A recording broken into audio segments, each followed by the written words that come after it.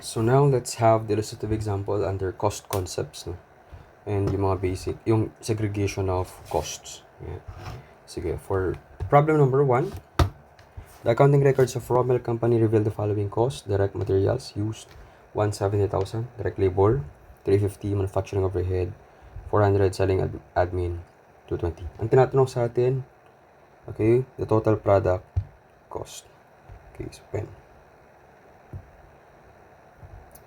Wait lang. Bigyan natin yung color black. Okay. Blue na lang. So, total product cost. So, itong materials, alam na natin, no-brainer to. Product cost yan. Direct labor, product cost yan. And manufacturing, ayun, product cost din po yan. So, magkano yan? So, the DM, 170,000. TL, 350,000. And factory overhead, okay, 400,000. So, total mo yan. 170 plus 350 plus 400. So, ang sagot natin is 920,000. Okay, so problem number 2. The accounting records of Harris Corporation reveal the following selected costs: sales commissions. Ano ba tanong sa atin? Period cost. So, dalawa lang naman yan, no? Okay. So, pag sinabi natin product cost, these are costs in relation to the creation of the goods and services, okay, na binibenta natin. Period cost, ito naman yung cost incurred to sell, okay po, the goods, okay, or for admin purposes. Okay, ang tawag sa kanila ay period cost. So, dito, kapag sales commission, o to sell the goods. Okay, plant supervision. Okay, so dito, ang sinusupervise is yung planta. And yung planta, ginagamit yan for the creation of goods. And therefore, it is part of the product cost. Okay, papasok siya sa manufacturing overhead. Administrative expenses o admin expenses po yan. So, dalawa lang. Sales commission and yung admin. Okay, so magkano yan? 40,000 and 185,000. So total natin 40 plus 185,000. So that is actually 225,000. So yun yung sagot for number 2. Okay, so now let's move on to number 3. So, ganyan dito, ano yung requirement sa atin? What are the total costs when 12,000 units are produced? The total costs are 120 when 10,000 units are produced. Of this amount, variable costs are 48,000. So, dito, alam natin, okay po, fixed cost, okay po, is constant with regards to total cost. And yung variable cost per unit is constant with regards to unit cost. So, yun yung mga relevant data sa atin na kailangan natin malaman. So, dito, meron siyang total cost na binigay. Okay po. So, to get the fixed cost, okay po, ang gagawin natin, kailangan mo natin makuha yung unit cost ng variable. Okay po. Para makuha yun, yung variable cost per unit, yung variable cost natin na 48,000, i-divide lang natin siya doon sa 10,000 na units produced. So, therefore, 48,000 divided by 10,000. So, meron tayong 48 pesos na variable cost per unit. Okay po. So, to get the fixed cost naman, ganito siya. Alam natin that total cost is equal to fixed cost plus variable cost. Using algebra, okay, transposition. So, total cost minus variable cost. Magkano yung total cost? 120,000 minus 48,000. So, magkano yung ating fixed cost? 120 minus 48,000. So, we have 72,000. So, meron tayong data na available na. Okay? Ito natin ang kulay. Yellow. Yan. So, meron tayong variable cost per unit and fixed cost na 72,000. Okay, so to get yung total cost ng 12 units, we simply use the cost formula, which is equal to y is equal to a plus bx, where y is actually the total cost, a is for fixed cost, b is for variable cost, and x is for the number of units. Okay, so yung fixed cost natin 72,000 plus yung b natin or variable cost natin is 48 pesos times 12,000. So compute natin 48 times 12,000 plus 72,000. So that is actually 648,000. Wait lang. Hindi. Sobrang laki. 48 times 12,000 plus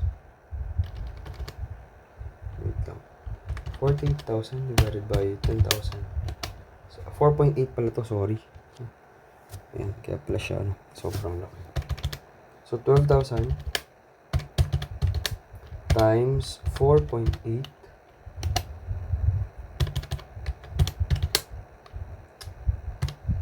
times 4.8 plus 72,000.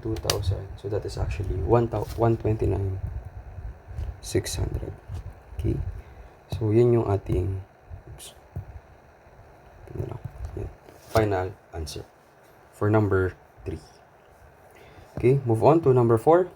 Ang tanong sa atin, determine the prime cost and determine the conversion cost. Prime cost, ang formula mo dyan, basically direct materials plus direct labor. Sa conversion cost naman, direct labor plus manufacturing overhead. O para mas madali nating maintindihan, without memorizing the formula, prime cost, these are costs necessary para ma-produce yung goods. Okay? So, ano yung mga yan? Direct materials and direct labor. Okay? Without those, hindi mo makikreate yung goods. Okay po? Or hindi mo hindi mo makikreate yung goods. Conversion cost naman, these are costs in order to convert the raw materials into finished goods. Also, by applying direct labor and factory overhead, we can transform yung mga raw materials into a finished product. Okay? So, ganun dapat natin siya ini-interpret. Para kahit hindi tayo nagme-memorize ng formula, alam natin yung mga kasama doon. So, without further ado, let's solve. So, dito, meron siyang direct materials purchase, 84,000. Direct labor, 40,000. And factory overhead, 80,000. So, take note, ang ginamit niyang term is purchase. Okay po.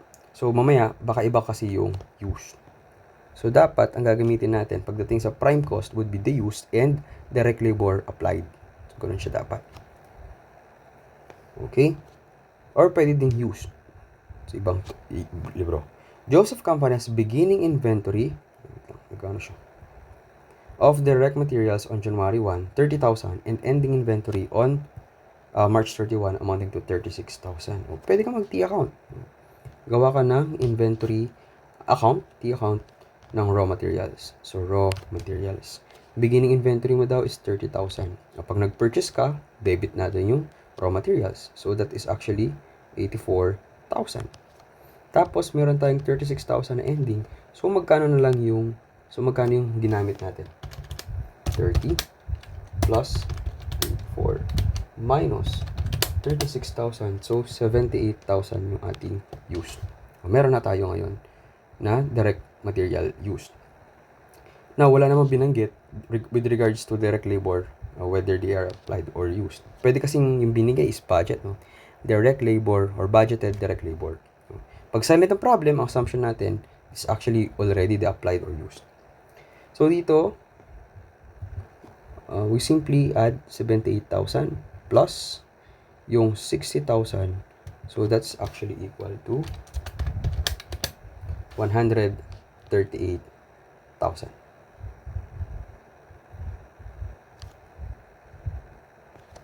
Okay, 138,000. Next, during March, conversion cost added to production, yung dalawa, 60 plus 80,000. So, magkano yun? 140,000. So, ganun po siya. Okay? So, yan na yung mga sagot. Number 1, 138,000. And number 2, 140,000. Okay? So, let's move on to problem number 5. Anong tanong sa atin? Total manufacturing costs, okay, incurred and cost of goods sold. O sa total manufacturing cost, ang formula natin doon, basically, direct materials plus direct labor plus factory overhead. Okay? And syempre, titignan natin baka may cost drivers. Ano? So, dito yung direct materials, take note, always use. Okay po, not the purchase, no? Direct labor and syempre yung factory overhead applied. Meron kasi tayong tinatawag na actual factory overhead and applied factory overhead. Ano yung charge natin sa dalawa? Syempre, si applied. Now, in case na may discrepancy, okay po, may variance yung dalawa, titignan natin if the variance is material or not. Okay po. If the answer is material siya, ang gagawin natin, we allocate. Okay? Saan natin siya i-allocate? Sa mga inventory items. Like raw materials, work in progress, and finished goods. Pero kapag immaterial siya, charge na natin siya kaagad sa cost of goods sold. Okay po? So, review lang po yan. No? Pagdating sa application po ng factory overhead. Sige, so without further ado, let's answer. We can use the account here. No? So, let's have the account for raw materials, inventory, WIP inventory, and also for the finished goods inventory. So, yung raw materials inventory natin, beginning balance is 260,000. Okay po. Ending balance natin is 310,000. WIP, 160,000. Okay po. And ending balance natin is 300,000. And yung finished goods inventory is 150,000. Okay. And 190,000. Saan makikita si total manufacturing cost? It's actually yung WIP. Doon sa WIP. Okay? WIP na charge po natin. Okay po. Yung dinidebit natin. So, kasi yung kinikredit naman natin or yung natatransfer kay finished goods, ang tawag naman po sa kanya ay goods manufactured. Okay, magkaiba yun sa total manufacturing cost sa goods manufactured. Sige. So, sabi niya dito, during 2021, 500 raw materials were purchased. Direct labor cost amounted to 600 and manufacturing overhead applied. O, diba? Di ginamit niya is applied. Yung binabangkit ko. Applied yung gagamitin natin. For 80,000. Also dito, we need to get the total manufacturing cost. Ayan. Direct materials used, direct labor, and manufacturing overhead applied. O, syempre, makukuha natin yung used na direct materials using raw materials inventory. So, nag-purchase ka ng 500,000. So, debit yun. So, kunin natin yung used. So, 260 plus 500,000 minus 310. So, that's actually 450,000. O, yung use na yan, mapupunta na siya kay WIP. Okay po. 450,000. But that is just a component ng manufacturing cost. O, add mo yan yung direct labor. Magkano yung direct labor natin? 600,000. And add mo din dyan yung manufacturing overhead, which is equivalent to 480,000. Total mo yan, makukuha mo na yung total manufacturing cost. 450 plus 600 plus 480. So that's actually 1,530,000. Okay. So, lagyan natin siya. 1,530,000. So, ito yung sagot natin for number 1. Okay, question number 1. Okay, para makuha natin yung cost of goods sold, just continue your T accounts. So, plus, add natin to, 160. Then minus natin yung ending balance na 300,000. So we will get the goods manufactured na 1,390,000. And ito, mapupunta kay finished goods. So, kunin natin yung cost of goods sold plus beginning balance ng finished goods na 150 minus yung ending balance na 190,000. So, therefore, yung cost of goods sold natin is 1,350,000. So, ito yung sagot natin for number 2. Okay? So, this is for number 1 and this is for number 2. Yun. Okay. So, 1,350,000 to baka wait lang. Burahin natin yung ano. Kasi na ano siya. 1,350,000. Yan. Now, let's continue. Okay. Oops. Let's have problem number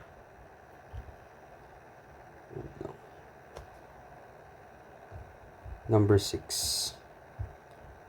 Okay, so dito gagamit na tayo ng cost segregation method, which is yung high-low method.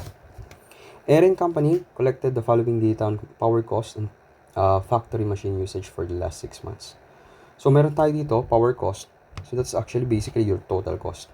And ito yung activity level. Okay, so dito, ito yung Y mo, and ito naman yung X. Okay, so ganun po siya. Using high-low method, answer the following. Estimated variable portion, okay po, or yung B, yung tinatanong. Estimated fix, so A. And ito naman is yung sensitivity analysis. Okay po.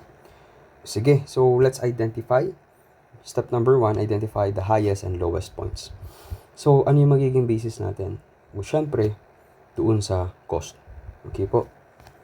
So, meron bang outlier? Kung titingnan natin, wala naman. Ano? Pag sinabi natin outlier, ito pala yung mga extreme. No? Sobrang taas or sobrang baba. Okay? Nung cost na yun. So, ang tawag doon is outlier. So, for this one, ang lower cost natin is actually ito. Okay? At saka kung titignan natin yung machine hours niya, mababa din. And therefore, it only shows that it is actually the lowest points. So, we have now the lowest points. For highest points, actually ito.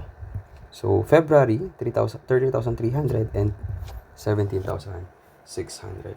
Using the formula, to compute for B, yung highest points, or yung total cost of the highest points, less total cost ng lowest points. Okay po, so 30,300 minus 14,900 divided by yung activity level of the highest points, which is 17,600, minus activity level of the lowest points, which is 6,600. So, kunin lang natin.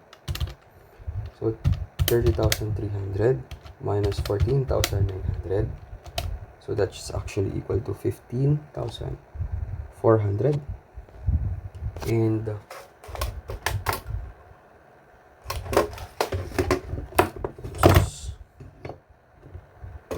for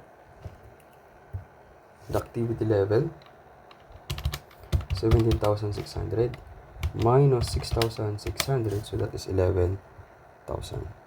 So, to get the variable cost, 15,400 divided by 11,000. So, meron tayong 1.4. So, yan na yung sagot natin. Okay? So, B is equal to 1.4. Now, to get the fixed cost, we simply use the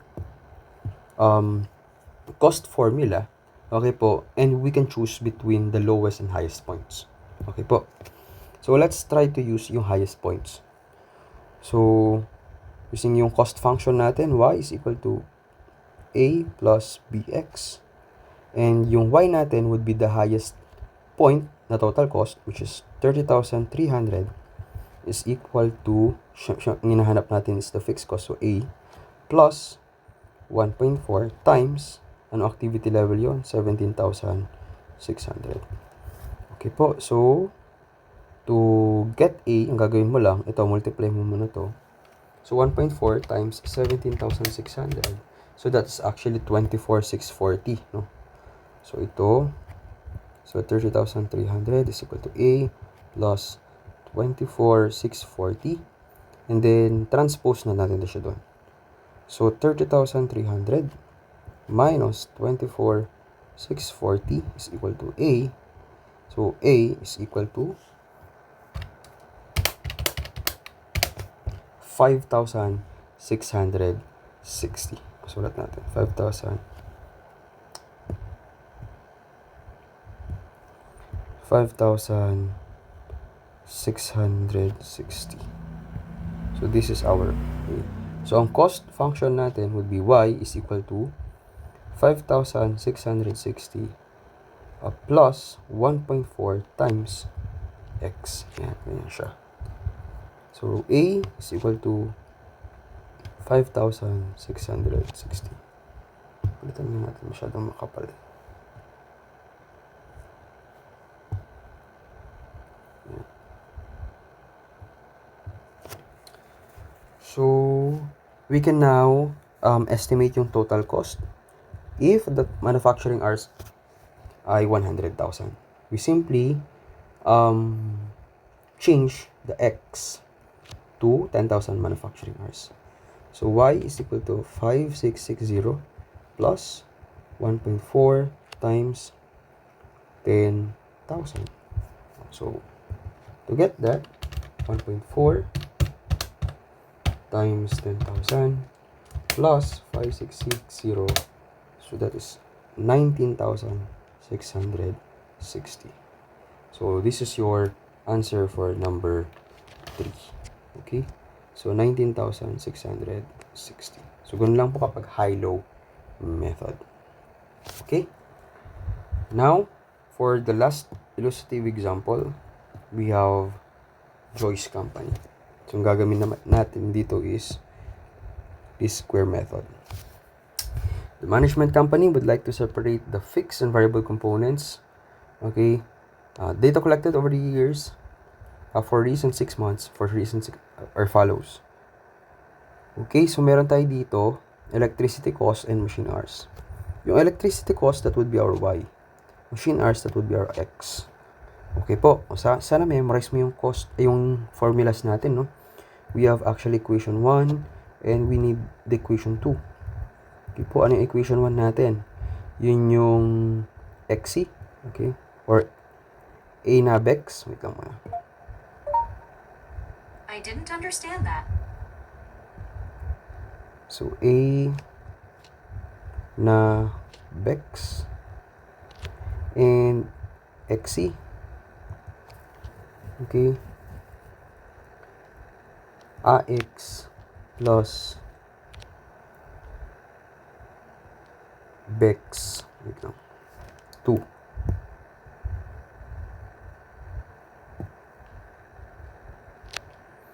Okay, Bex 2. A na Bex, XC, and AX plus Bex 2.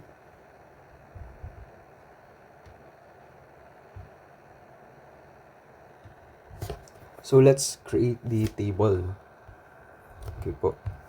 Oh, wait lang. Ay, magalaw. Hindi siya ma-zoom out. Sige. So, yeah. We have here Y, okay, X, and then XY. So, gagawin natin, multiply natin, and X squared. Yan po siya. So, for January, we have 568, 560, 592, 640, 608. Okay, X natin is 21, 20, 24, 30, and 26. Okay, then, syempre dapat alam natin kung magkano yung ating N. So, So, ilan yun? 1, 2, 3, 4, 5. So, 5. So, kunin muna natin yung summations ng dalawa. Or, minsanan na lang. Multiply muna natin yung x tsaka y. So, yung first, 568 times 21. Okay, so that is actually 111,928. 560 times 20. 11,200. And 592 times 24. 14,208. And 640 times 30. 19,200. And 608 times 26. That is actually 15,808. So, ang total nito ay 72,344. Nag-M plus na po ako para makuha yung total po kaagad. Next, for x squared, 21 times 21. That is actually 441. 20 times 20. That is 400. 24 times 24. 576. And 30 times 30. 900. And 26 times 26. 676. Okay, so MRC 2993. Okay, kunin natin yung mga summations. So, for y, 568 plus 560 plus 592 plus 640 plus 608. So, that is 2,968. For x, 20 plus 20 plus 24 plus 30 plus 26. So, that is 121. Okay, so ganun po siya. And let's try to recompute kung tama yung ating summation. 14,208 plus 19,200 plus 15,808. 72344. Tama. 441 plus 400 plus 576 plus 900 plus 676. That is 2993. So, tama. Okay, so na-complete na natin. So, gamitin muna natin yung formula, no? Bago ko ituro yung somehow, I'm not saying it is a shortcut, no? Pero pwede nyo din siyang magamit pagdating sa least square method. But, mamaya ko siya ituro. Gawin muna natin itong common, okay, na method na ginagawa natin. So, we just have to get the equation 1, okay, and form the equation 2, okay? So, equation 1, okay, so our equation, summation. So, our equation 1 would be summation of x, sa inyo summation of x, summation of y, ito. So, 2,968 is equal to yung NA, so 5 times A is unknown. Ayan. Plus B is unknown. Summation of x, ito yun. 121. Okay? Now, para mas maganda, okay, lagyan natin ng parenthesis yung variable, okay, na unknown. Para consistent.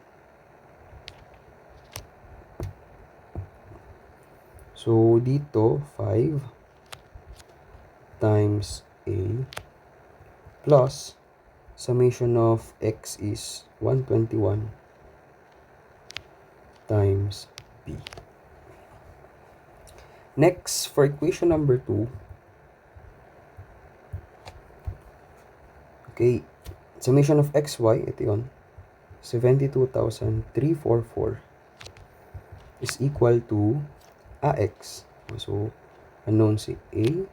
Ito, summation of x is ito, 121 plus, okay, B, magkano yung x squared?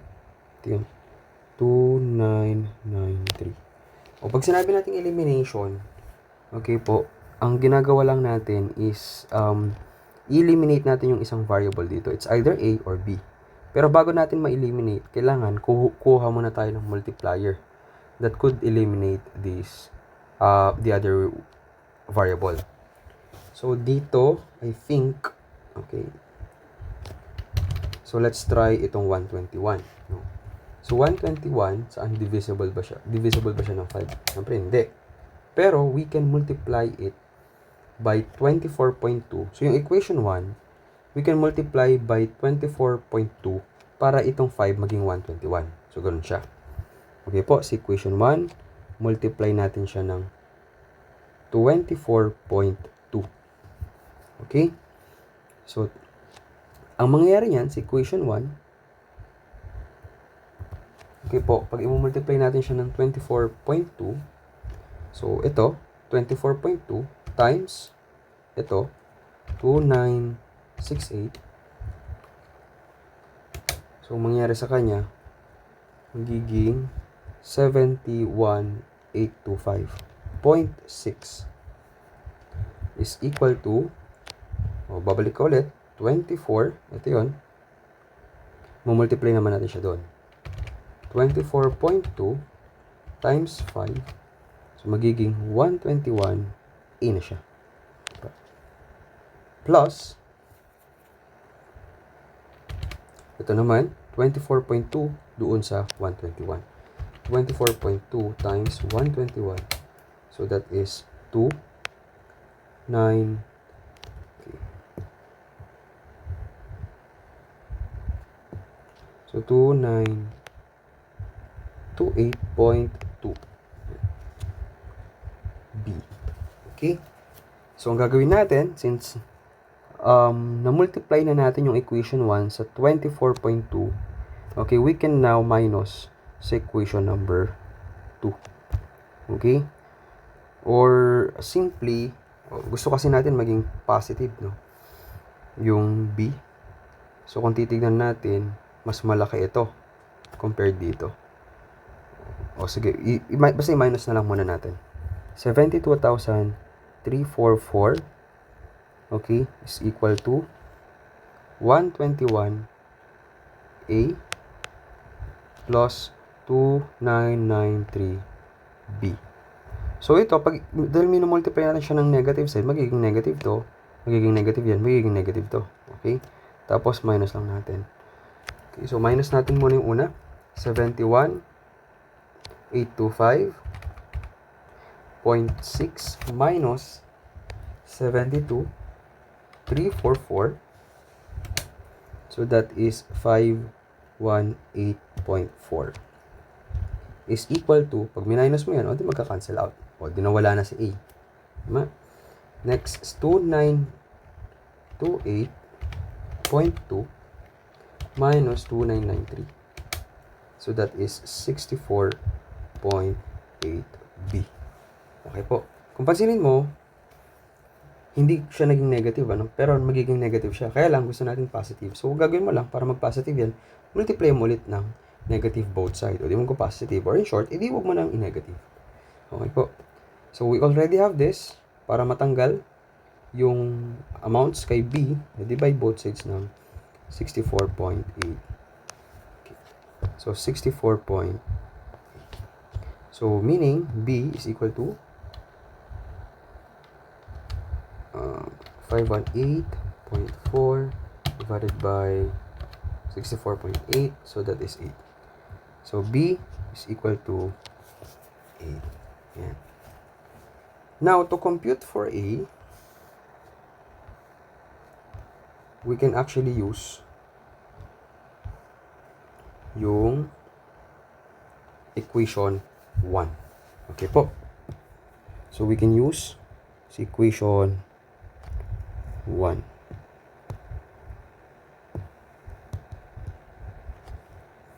Ano equation 1? Ito. Okay? Yung pinakauna. 2968 is equal to 5. O, A yung hinahanap. Tama? Kasi B pa lang yung extract natin. Plus 121 times 8. Ayan. So, kunin natin.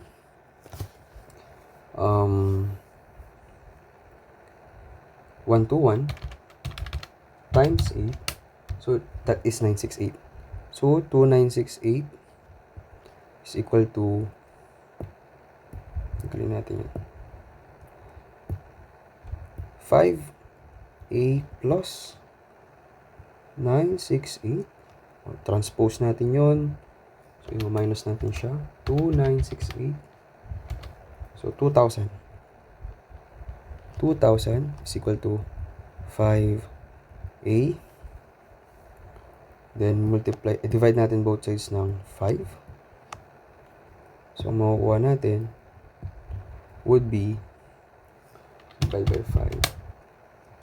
A is equal to 400. Okay? So, to check whether it is correct, no,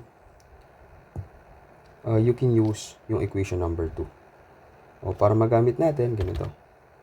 So, 1 to 1, ito, times yung fixed cost na 400, M plus, okay po, 1 to 1 times 400, M plus, and then gamitin natin yung 2993 times yung B, 8, M plus, okay po, and then memory recall mo, dapat ang lalabas 72,344.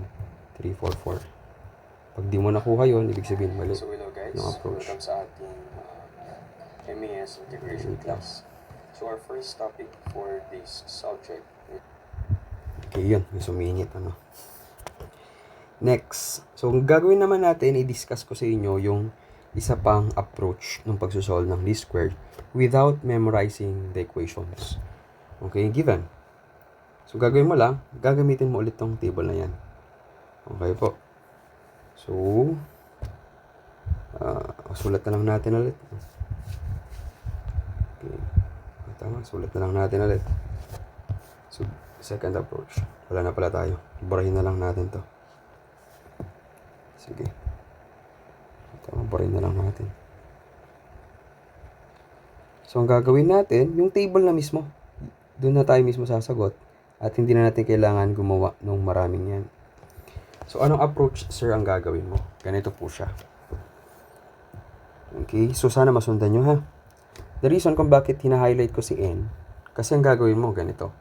Pag nakumpleto mo na yung table natin, okay, ang next na gagawin mo would be yung N na nakuha mo,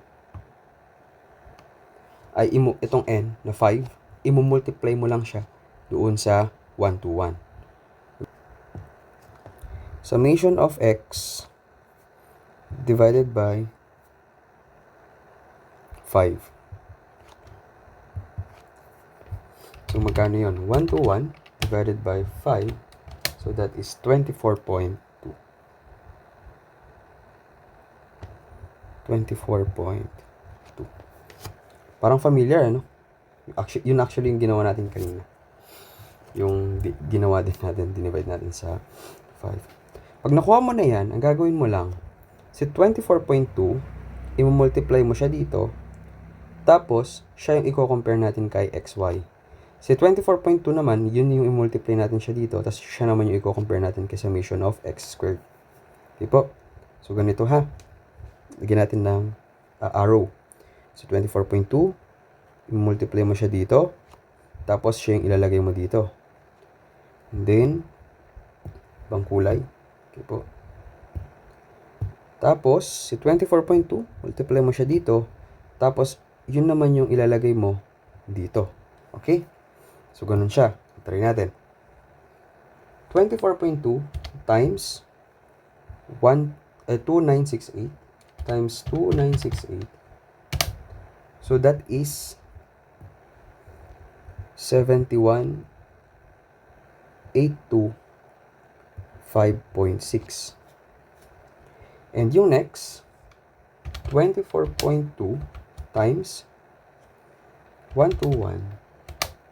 So, that is 2,928.2. And then, ima-minus mo lang. Okay po. So, unahin mo natin minus to.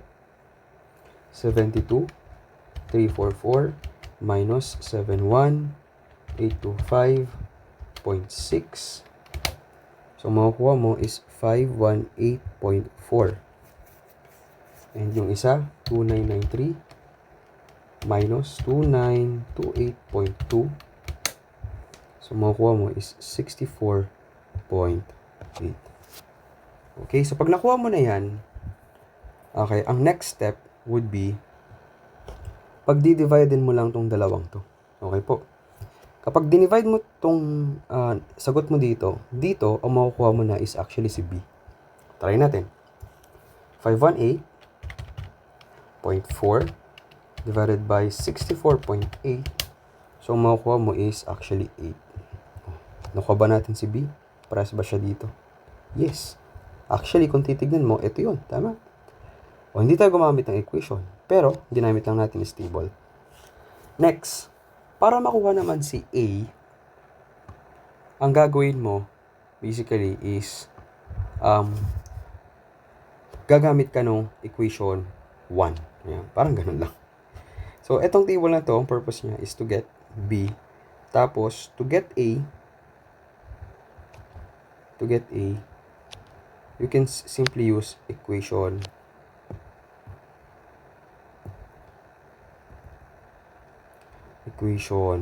1. Okay? So, yung ginawa natin sa equation 1, gagawin mo lang ulit. Okay po? At makukuha mo na si equation 1. And to check, gamitin mo si equation number 2. So, dito sa solution na to, hindi mo na kailangan magganito, elimination method. Although, gagawin mo pa din siya, pero at least dito, kasama siya sa table. So, kayo nang bahala kung paano yung approach po ninyo. So, hopefully, natulungan po kayo ng method po na yun. Okay, so yun lamang po, and thank you for watching this video lecture.